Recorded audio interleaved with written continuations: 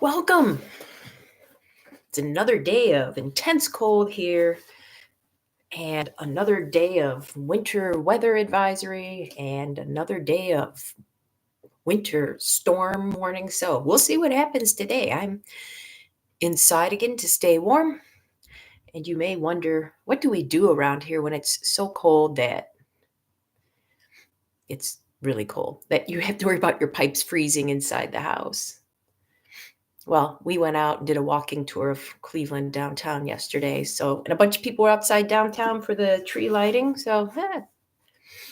You get used to it, I guess. And I'm getting used to our time together.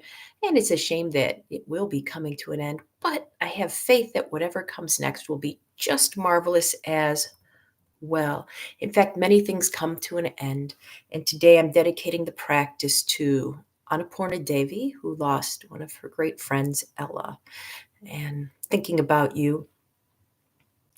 And also, since I mentioned the weather, all my friends who live on the Great Lakes east of here who were getting like 3 or 4 feet of snow and are supposed to get more today.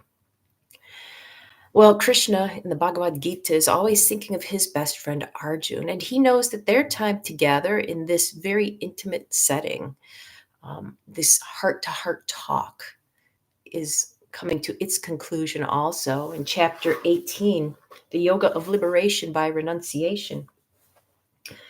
And I mentioned that in this chapter, as he's wrapping things up, Krishna is giving Arjun perhaps another little layer of understanding to work with that will carry him beyond their limited time and give him something to work on for the rest of his life, which Arjun does. So here's a layer I didn't quite mention fully yesterday, and it was the idea brought about in verses 1 and 2 of chapter 18. So I'll chant those again, and then I'll talk about today's nuance. So Arjun speaks in verse 1. Mighty armed one, I want to know the nature of renouncing both actions, Krishna, and the craving for their results, demon slayer. Krishna answers, giving up acts done with desire, the learned call renunciation, giving up results of actions, the wise label abandonment.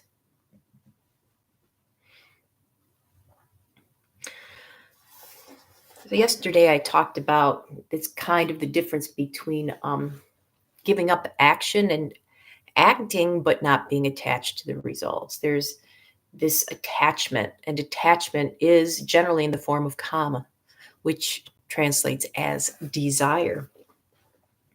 So the nuance I didn't mention yesterday is the giving up of acts done with desire is sannyas. So not necessarily giving up all acts, but when I was really working with this verse, I noticed that pretty much all my actions are done with desire. That's part of the human condition. And for many of us, giving up actions done with desire is almost the same as giving up all acts. So it's kind of like desire during the act itself and then desire for the after the conclusion of the act. You either, like, I can desire to go outside and to not have my feet freeze to the concrete. And that's a very real desire today. Or afterwards, after I do my action outside, my contemplation, which is also action, I can notice, oh, my feet either did or did not freeze to the bricks out there, and I don't care either way. I have no desire. If my feet are stuck and I have to yell at you through the window for the rest of the talk, or if my feet are free. So there's that nuance there. And today I really encourage you to look at your actions today. are there any acts that aren't done with desire? Pretty much every act we do. We brush our teeth, it's generally for the desire that we keep our teeth for a while, or we're satisfying this inner should. I should be brushing my teeth. Um, and the conflicting shoulds also, for example, today I woke up much earlier than this and it's cold. And when it's cold, everything gets hungry. The cat gets hungry. The squirrels get hungry. I get hungry. But one of my tricks for staying warm outside is to not eat because I'm warmer. My blood flow isn't diverted to my stomach when I go outside if I've eaten. So the conflicting desires of, I want to give you a good, logical, sensible talk, which happens much better when I eat, and I want to stay warm when I'm outside. So conflicting desires, but also even how desire affects an act that seems objective. So I look at the temperature outside. It's objectively pretty cold. You can see it's in the minus 20s again, centigrade, and below 0 Fahrenheit with that darn wind chill. So before I come on here, I take care of my Lord, the cat, and I clean his litter box and I take his leavings outside. And I walk from here. You can't really see it, but the trash can is not so far outside. But it's amazing because I'll be rugged up, as they say in Australia. I'll be bundled up with his little bag, and I'll go out, and it's just a few steps, and I'm freezing here and back to that trash can. But when I go outside and sit, even though I'm in much less clothing, I'm fine. And what does that have to do with desire? I was very clear about this morning. When I ran out and back from the trash can, I really wanted to stay warm. But when I'm doing this, I'm like, I'm going to be out there for 5 minutes and there's no point torturing myself with this desire to stay warm. It is what it is. I feel the cold and it doesn't bother me. So even just this renunciation in the moment, and I love that Arjun calls Krishna Lord of the senses when he's talking about sannyas, that because so much of our actions are motivated by what pleases our senses. Like I want my skin to feel happy. I want it to feel warm and cared for. I want my food. It's tasty, tasty food. I want to look at the food, smell the food, have the warm food inside, etc. So when I go outside with desire, one thing happens. When I go outside without desire, another thing happens. It's fascinating. And I really encourage you today to look at what desires you are bringing to pretty much each and every action, because then it makes sense what Krishna is talking about, these two things. Man, if you can't give up desire with your action, which humans have a hard time doing, then just give up the desire for any specific results. Have your action, have your breakfast, have your motivation to stay warm. And then if the breakfast satisfies you, great. If it doesn't, great. You have to let that part go. Or if you do end up staying warm, great. If you don't, great. Let that go. See what you think of this nuance today. I'm going to go out and do the balance pose.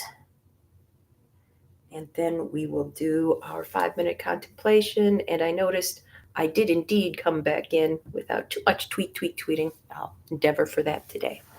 All right. I don't care if I'm cold or not. Yay.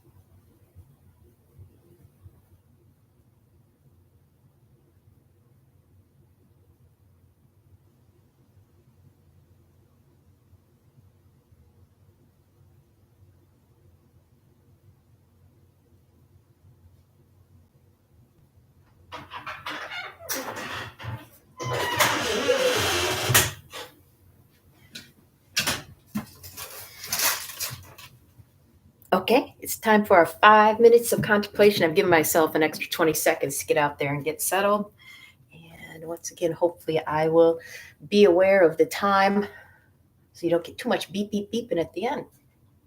All right. Remember, I'm inviting you today to really contemplate how much of your action is done with desire, and maybe even what it is you really desire that's motivating you to do your actions. All right, here we go.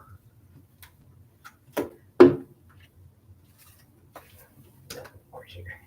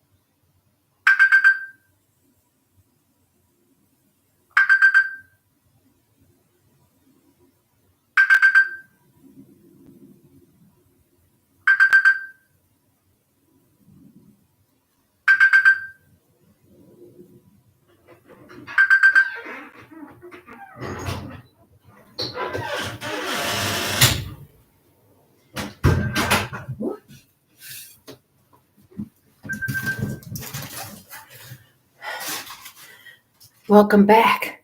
Wow. Yeah, it's fascinating. I can feel the cold during my meditation, but I have no desire to escape from it. Today, I invite you to make the whole day into a contemplative practice, to notice exactly what desires you are feeling with any actions. Are there any actions that you do with absolutely no desire? And if so, what are those? We'll check back in tomorrow. I'm desiring breakfast right now. I'm going to go get it. Until I see you again. Bye. Whew.